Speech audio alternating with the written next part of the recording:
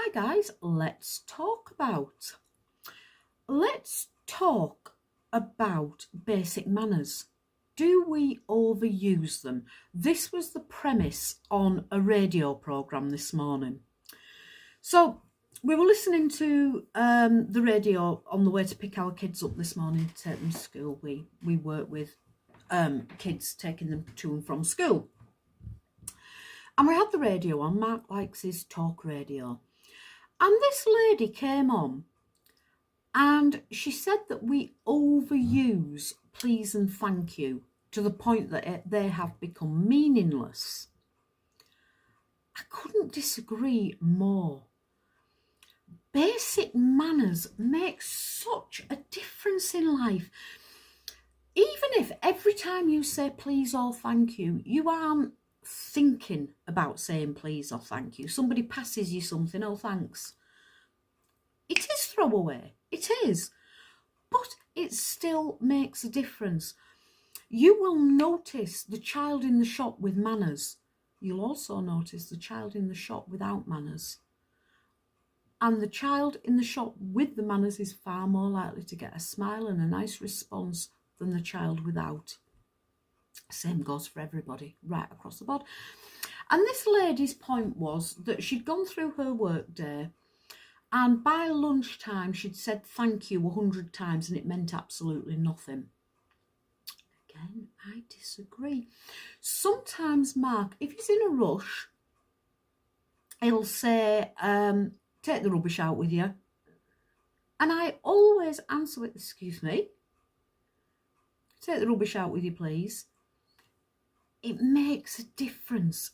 Just that one word in the same tone, take the rubbish out, becomes an order. It's not a request, it's an order. Take the rubbish out, please. Same tone of voice, just add in please. It makes all the difference. And I get where this lady was coming from. Why say something if you don't mean it? Why say it if it has no meaning? And her point was that if we say it when we feel it, then it has import and it has meaning. But please and thank you are so basic and so important. You know, bring your children up with manners and they're going to go through life with manners. An exception to this is people with ASD.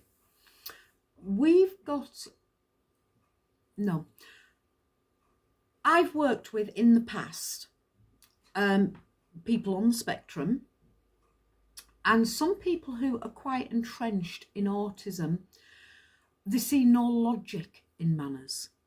Manners don't make sense to them because it's an empty word. It's not something they can please. How do you visualize a please? You know, a chocolate bar, you can see it. A dog, you can see it. A Christmas present, it's there. Please. What does it mean to a person who only fires on logic? Who only fires when things make sense?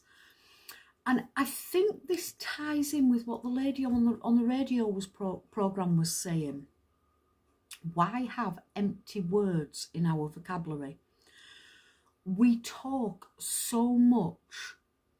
Why not use words that make sense rather than words that have no meaning?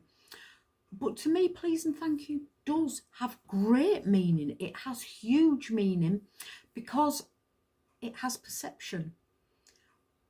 And the difference between somebody with manners and somebody without manners is massive. And the person with manners is always going to get further in life, I believe, than the person without manners. So it might not make logical sense to use please and thank you, excuse me, pardon me, but they all alter people's perception of the way they see you, view you and react to you. I say bring on the manners. What do you say? empty words that we can do without? Should we obliterate them from the language, or do they serve a purpose? What's your take on it? Come and talk to me and tell me what you think. Thank you very much. Nice chat.